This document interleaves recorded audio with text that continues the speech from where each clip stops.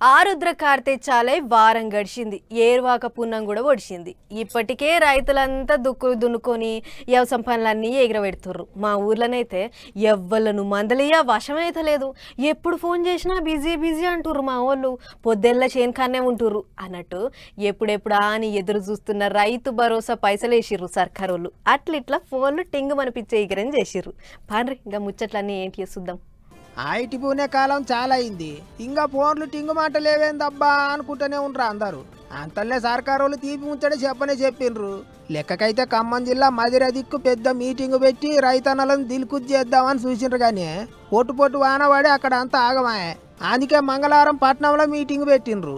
CM Revanth sir చేతుల మీదకేంచి తొలత మలకల 2 ఎకరాల దాకా భూమి ఉన్న 40 లక్షల మందికి ఎక్కువనే రైతన్నల ఖాతాలలో రైతు భరోసా పైసలు పడ్డాయి. అటెనక మల్లో మలకల తత్తి మొలకు పైసలు ఎత్తారట. ఇక కట్టుకొత్తే కార్యం ఒడిచినాక సీఎం సారు మాట్లాడిండు. రైతన్నలను కడుపులో పెట్టుకొని చూసుకుంటాం అన్నట్టు చెప్పుకొచ్చిండు. ఎప్పట్లెక్కనే ఎగసి పార్టీ వాళ్ళకు సూటి పెట్టిండు. అప్పులు చేసుడే కాదు, అడ్డగోలుగా తప్పులు కూడా చేసాడు. ఏడిపోయినా ఇజ్జత్ లేకుండా ఢిల్లీకి పోతే ఇజ్జత్ లేదు, గల్లీకి పోతే ఇజ్జత్ లేదు, పక్క రాష్ట్రానికి పోతే ఓయమ్మ ఇటు తెలంగాణలో ఇంతో మాట్లాడితే ఏం అడుగుతాడో అన్నట్టుగా తప్పించుక తిరిగే పరిస్థితి ఉండే. 30 నెలల సమాజంలో గౌరవాన్ని పెంచుకుంటూ సమస్యల్ని పరిష్కరించు విధ్వంసం అయిపోయిన తెలంగాణ వికాసం వైపు నడిపించుకుంటూ మిమ్మల్ని అందరినీ సమన్వయం చేసుకుంటూ పొద్దున్న లేతే రాత్రి వరకు మీ మధ్యలోనే ఉండి తప్పించుక తిరగకుండా ఫామ్ హౌస్లో వండుకోకుండా ఎప్పుడైనా మీ మధ్యలోనే ఉంటే ఇంకేం చేస్తారు? ఏం చేస్తారా? కష్టం ఉందనంటే ఓ రోజు కోపం వస్తుంది. గంతేకాదు, వెనకటి 10 ఏళ్ల ముచ్చట్లన్నీ ఎలా తీసిండు సారు. పాత సర్కారు వాళ్ళకు సురుకులు పెట్టిండు.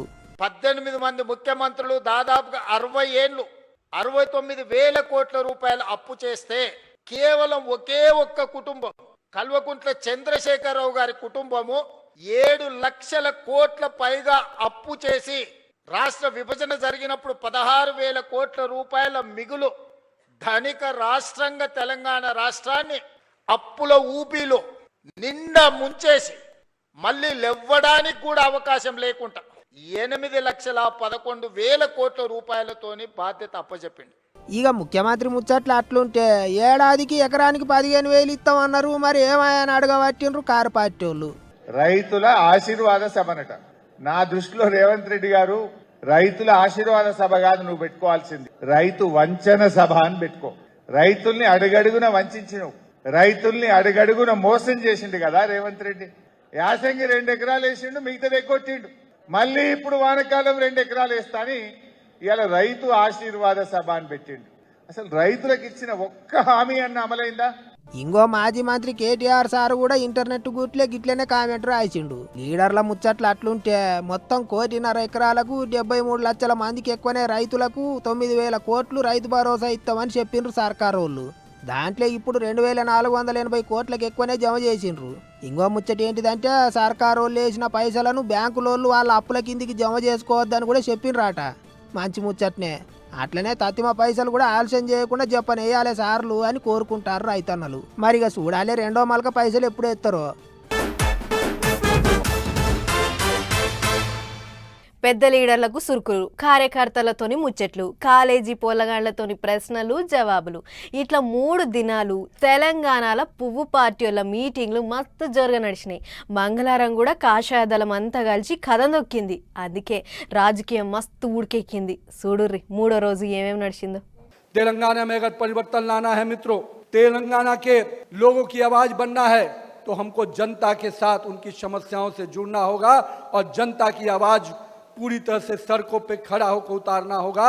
और मुझे पूरा भरोसा है कि मेरे भाजपा के कार्यकर्ता, मेरे पार्टी के कार्यकर्ता पूरी ताकत से जनता के विषयों को अगर सड़क पर लेके उतर गए तो 2028 आपका होगा, భాజపా కా హోగా మిత్రో. 2028లో జెండా ఎగిరేసుడే అన్నాడు పువ్వు పార్టీ పెద్ద అధ్యక్షుడు నితిన్ నబీన్ సారు. ఇక చిన్న అధ్యక్షుడు ఏమన్నాడో అది కూడా చూడర్రే. నియమించిన తర్వాత జాతీయ అధ్యక్షుడు నియమించిన తర్వాత అస్సాం రాష్ట్రంలో 3వసారి మనం గెలవడం జరిగింది, పుడుచేరిలో 2వసారి గెలవడం జరిగింది, బెంగాల్లో మొదటిసారి గెలవడం జరిగింది. ఈ గెలుపు ఒక సరళి రేపు తెలంగాణలో కూడా ఇది సోకాలే అని చెప్పేసి కూడా మీ అందరూ కూడా కోరుతా ఉన్నాం. రామచంద్రరావు సారు సుత బరాబర్ వచ్చుడే అన్నాడు. ఇక ఆయితారం సోమవారం నడిచినట్టే మంగళవారం కూడా పొద్దుగాలి చందే కాషాయ లీడర్లంతా కలిసికట్టుగా ఊకొని మాట ముచ్చట్లు చేసుకుండ్రు. అన్నిటికి మించి పొద్దు మాపు లీడర్లంతా పబ్లిక్లనే ఉండాలి అన్నట్టు చెప్పిండట నబీన్ సారు. లీడర్లు పంచాదులు పెట్టుకోకుండా అంతా కలిసి పబ్లిక్ కొరకు పంచాదులు పెట్టాలి అన్నట్టు హుషారు చేసిండు. మొత్తానికైతే 3 దినాల ముచ్చట్లతోని తెలంగాణలో పువ్వు పార్టీలో జోరు పెరిగేటట్టే ఉన్నది అనుకుంటారా అందరూ. అయితే ఇంకో దిక్కు కాషాయ లీడర్లంతా ఒక్కటై సురుకులు పెట్టినట్టు మాట్లాడేటాలకు చేయి పార్టీ వాళ్ళు కారు పార్టీ వాళ్ళు సుత మాటకు మాట మంచిగానే మాట్లాడిస్తాండ్రు. దాని తర్వాత స్థానిక సంస్థలు ఎన్ని గెలిచారు సర్పంచులు, దాని తర్వాత వార్డు మెంబర్లు, మున్సిపల్ కౌన్సిలర్ ఎన్ని గెలిచారు. మీ స్ట్రెంత్ ఎంత చర్చకు రండి. వరంగల్ అభివృద్ధి మీద చర్చ కూర్చుందాం రమ్మంటున్నా. నిన్న వచ్చిన భారతీయ జనతా పార్టీ నాయకత్వం కిషన్ రెడ్డి, బండి సంజయ్తో పాటుగా వాళ్ళ అల్లి ప్రెసిడెంట్ కూడా రమ్మని అడుగుతా ఉన్నా. ఇస్ బార్ బీజేపీ అంటారు, ఎందుకు వస్తుంది మీకు? పగటి కళలు గంటా ఉన్నారు, ఏం చేసిరని వస్తుంది? తెలంగాణకి ఏం డెవలప్మెంట్కి ఇచ్చిర్రు అని అడుగుతారు మీరు. తెలంగాణ ప్రజల గురించి ఎక్కడ ఆలోచన చేసిరని అడుగుతారు మీరు. గిట్లా ఏమిచ్చిండ్రు ఏం తెచ్చిండ్రు రాన్రి కూర్చొని మాట్లాడదాం అంటుండ్రు చేయి పార్టీ వాళ్ళు. అటు కారు పార్టీ వాళ్ళు సుత మంచిగానే అరుచుకుంటుండ్రు. 3 వద్దులు నడిచిన పువ్వు పార్టీ వాళ్ళ మీటింగులతోని తెలంగాణలో గట్టిగానే రాజుకున్నది రాజకీయం.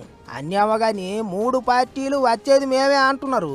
అస్సాంలో గెలిచినాం, బెంగాల్లో గెలిచినాం, తెలంగాణలో గెలుస్తాం అంటుండ్రు కాషాయ లీడర్లు. ఈసారి ప్రతిపక్షంలో ఉండం, పాలక పక్షంలో ఉంటాం అంటుండ్రు కారు పార్టీ వాళ్ళు. చెప్పినవన్నీ ఇస్తున్నాము, మళ్ళొచ్చేది మేమే అంటుండ్రు చేయి పార్టీ వాళ్ళు. అయితే ఎవరెన్ని ముచ్చట్లు చెప్పినా అంతా పబ్లిక్ చేతుల్నే ఉన్నది. వాళ్ళని మెప్పించిన వాళ్ళే రాజులైతారు. మరిగా ఎవరి కిస్మత్ కులా ఇస్తుందో పోతే ఎరకైతుందిలే. చదువుల మంత్రి డ్యూటీ ఏంటిది అని అడిగితే బడి పొలగాండ్లకు బస్తల వంచుడు, పథకాలు పెట్టి పైసలు ఇచ్చుడు, పగటీలి బువ్వకు లోటు లేకుండా చూసుడు, గీసొంటి ముచ్చట్లు చెప్తుంటారు చాలా మంది. కానీ ముచ్చట అది కాదు. అసలు చదువుల మంత్రి అంటే ఎట్లుండాలి, ఎట్లా పని చేయాలి, ఏ తీరుగా పొలగాండ్లతోని కలిసిపోవాలి అనేది ఇక గీసారి చూపిస్తున్నాడు చూడుర్రి.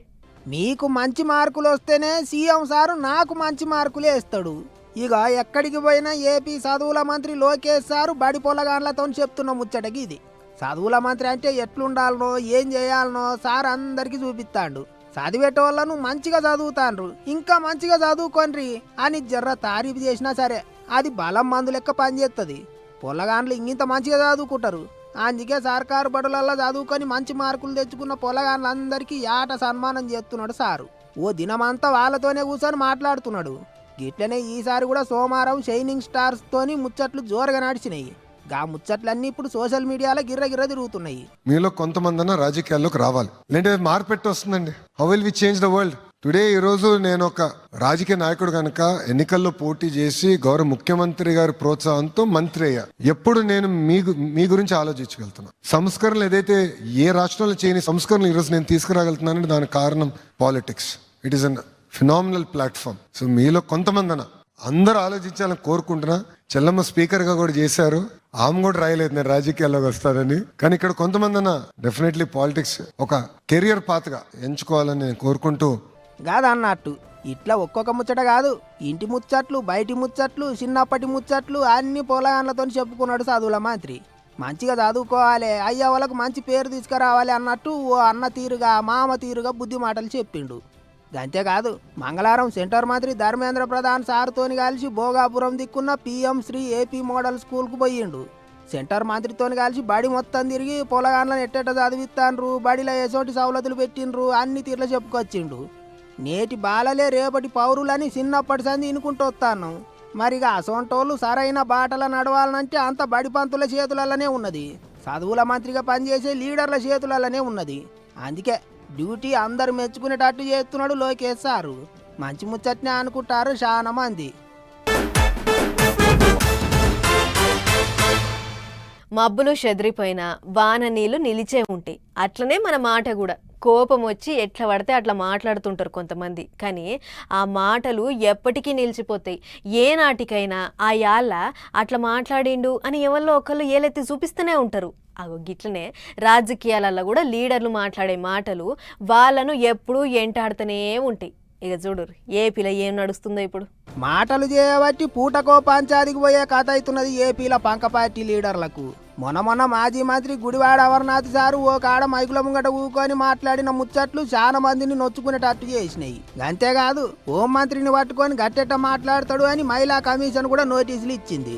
ఏంటికి అట్లా మాట్లాడినరు, ఎట్లా పడితే అట్లా మాట్లాడితే ఎట్లా అని గట్టిగానే అరుచుకున్నారట. ఇక చూడరి లోపలికి పోయి బయటికి వచ్చినాక ఏమన్నాడో మాజీ మంత్రి.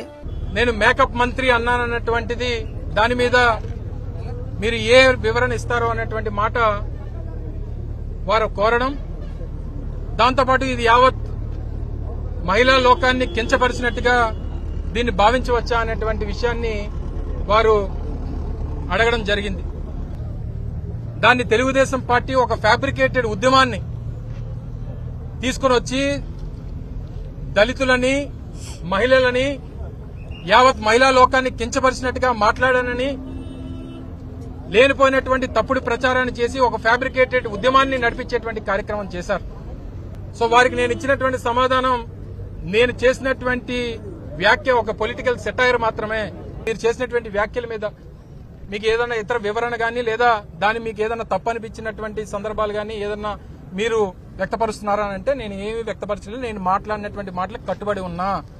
కాదన్నట్టు ఇంకో దిక్కు అప్పట్లో జనసేనాని పవన్ కళ్యాణ్ సారును ఎట్లా పడితే అట్లా మాట్లాడిండని మళ్ళోసారి పోలీసు వాళ్ళు స్టేషన్కు పిలిస్తే పొద్దుగాల టెక్కలిలున్న ఇంటికేంచి బండి వేసుకొని బయలుదేరిండట ఎమ్మెల్సీ దువ్వాడ శ్రీనివాసు. అయితే నడమ మరిగా ఏమైందో ఏమో గానీ అటు పోలీస్ స్టేషన్కు పోలేదట. దువ్వాడ జాడపత్త లేదట. ఓ కొడుకో ఎటు పోయిండో ఏమోనని మాధురక్క మస్తు సెంచరిల్లింది. ఎటు పోయిండో పోలీసు వాళ్ళే చెప్పాలి అన్నట్టు లొల్లికి దిగింది. సార్ 11 గంటలకి సార్ స్టేషన్కి తీసుకుని వెళ్ళారు.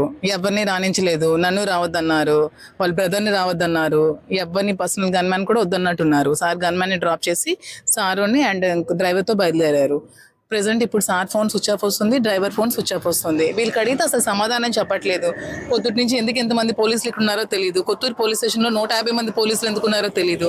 ప్రతి ఒక్క దగ్గర మా కార్యకర్తలు ఎందుకు అరెస్ట్ చేస్తున్నారో తెలియదు, ఎందుకు స్టేషన్లో పెడుతున్నారో తెలియదు. అసలు ఇది ఏం చేస్తున్నారో కూడా తెలియట్లేదు మార్నింగ్ నుంచి మాకు.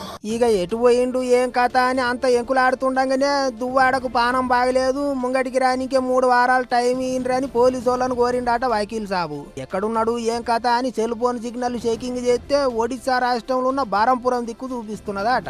గిట్లా కథ ఎటేటో తిరిగింది పోన్రే. మొత్తానికి ఎట్లా పడితే అట్లా మాట్లాడిన మాటలు చేయంగా లీడర్లు చిక్కులల్లా పడతాండ్రు. మాటలతోటి మాన్యాలు కొనొచ్చు, గవే మాటలతోని చెట్లు కూడా పట్టొచ్చు. అందుకే మాట పైలం అన్నారు మన పెద్దోళ్ళు.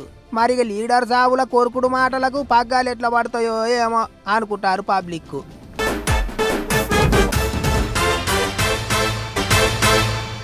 ఓ కారు, ఓ బైకు, ఓ ఇల్లు, ఓ భూమి ఏదైనా కానియుర్రి ఒక్కసారి వేరేటోళ్లకు అమ్మి కాగితాలు కల్పలు రాసుకున్నామంటే ఇక వాటి మీద మనకు హక్కు ఉండదు. కాకపోతే అమ్మేటప్పుడే ఏముంది ఏం లేదనే ముచ్చట్లు 1కి 2 మాటలు చూసుకొని అమ్మాలి. కానీ ఆ వరంగల్ జిల్లాలో ఒక ఆయన 5 ఏళ్ల కింద భూమి అమ్మి ఇప్పుడు నా భూమి నాకు కావాలి అని అడుగుతుండట. మరి అమ్మిన 5 ఏళ్లకు మళ్ళీ ఏమిటికి కావాలంటుండో మీరే చూడుర్రి. వరంగల్ జిల్లాలో ఎంత ఇచ్చంతరమైన పంచాయతీ అయింది చూడు. చెన్నారావుపేట మండలం కోపాకుల పాళ్ళుండకి రైతు పేరు జైపాల్ రెడ్డి. ఈయనకు ఈరియా తండ దగ్గర పట్ల 6 ఎకరాల భూమి ఉండనట. అయితే ఇంట్లో పరిస్థితులు బాగాలేక దాన్ని రాధారఫ్ ప్రతాప్ రెడ్డి అనేది రైతుకు 5 ఏళ్ల కింద అమ్మిండు. రిజిస్ట్రేషన్ బీజిస్ట్రేషన్ అన్ని ఒడిచినాయి కూడా. ఇక 5 ఏళ్ల కింద ఉన్న రైతు ఊకుంటాడా? ఆయన వ్యవసాయం చేయకుండా ఓ ఇద్దరికి 3 ఎకరాల చొప్పుల కవులకి ఇచ్చిండట. ఇగో గీడనే వచ్చింది అసలు చిక్కు. మరిగా భూమిలో వెనకటి రాజాక రాజులు బంగారమే దాచిపెట్టిరో లేకుంటే పాత దేవుని గుళ్ళు ఏమైనా ఉన్నాయో మనకైతే తెలియదు గాని శెలక దున్నుతున్న రైతులకు బంగారం దొరికిందట భూమిలా. యోగిడ ఫోటోలా లవ్పడుతున్నాయి చూడు, గివ్వేగా సొమ్ములు. ఇటువంటి బొచ్చడు దొరికేటాలకు వాటిని పొలం చేస్తున్న రైతులు షేరి సగం పంచుకున్నారట. ఈ ముచ్చట అటు ఇటు పోయి పొలం అమ్మిన జైపాల్ రెడ్డికి ఎరకైంది. చల్, నేను అమ్మిది పొలం మాత్రమే, కానీ అందులో చెట్లు పుట్టలు భూమిలో ఏమన్నా ఇల్వగల్ల సొమ్ములు వెళ్తే అవన్నీ నావే, నాకు సుత వాటా ఉంటది అని అడిగితే పోవా భూమి అమ్మినవు అయిపోయింది, ఇక వీటికి నీకేం సంబంధం అని చెప్పారట వాళ్ళు. అగో పొలం అమ్మిన రైతుని అడుగుదాం. ఏం సంగతే పెద్ద మనిషి, పొలంలో నిజంగానే బంగారం దొరికిందా? గత 5 సంవత్సరాల కింద నా కుటుంబ అవసరంతో భూమి 6 ఎకరాల భూమి అమ్మిన రాధారఫ్ ప్రతాప్ రెడ్డికి. అతను కొన్నాక కౌలుకిచ్చిండు, లంబోళ్ళకి కౌలుకిచ్చిండు. ఆ లంబడ పేరు బూక్యా బాలు. ఆయన ఈ సంవత్సరం వ్యవసాయం చేస్తుంటే అందులో కొంత బంగారం దొరికింది. సుమారు 1/2 కిలో ఉంటున్నారు. దాన్ని ప్రతాప్ రెడ్డి వాళ్ళంతా కుమ్ముక్కై ఇది బయటికి రాకుండా మాకు వాటా ఇవ్వకుండా వాళ్ళే తినడం కోసం ప్రయత్నం చేస్తున్నారు. దీనిపై నిన్న సాయంత్రం పోలీసులో పిటిషన్ ఇవ్వడం జరిగింది. దీనిపై తగు విచారణ చేసి ఆర్కియాలజీ వాళ్ళు మాకు రావాల్సిన సొమ్మును మాకు ఇప్పించాలని కోరుతున్నాం. సరే వెళ్ళిన బంగారంలో వాటా ఇస్తలేరని చెప్పి పోలీస్ స్టేషన్లో ఫిర్యాదు చేసిరు కదా, జరసేపు నీ మాటే సై అనుకుందాం. ఒకవేళ అందులో బంగారమే కాకుండా పుర్రెలు బొర్రెలు చచ్చిపోయిన మనసులో బొక్కలే వెళ్ళి ఉంటాయి, వాటి మీద కొన్నోళ్ళ మీదనే కదా కేసు అయ్యేది, ఆ కేసు నువ్వు భరిద్దువా అని కొందరు అడుగుతుంటే భూమి అమ్మేటప్పుడే ఏం వెళ్ళినా సుతా నాదే, లాభమైనా నష్టమైనా నేనే బర్రాయిస్తా అని ఏమైనా కాగితం రాసుకుంటే ఇలా నీకు వాట వచ్చేదని కొందరు అంటుర్రు. మొత్తానికి భూమి అమ్మినాక ఎసుంటి హక్కు ఉండదనేది చాలా మంది అంటున్న మాట.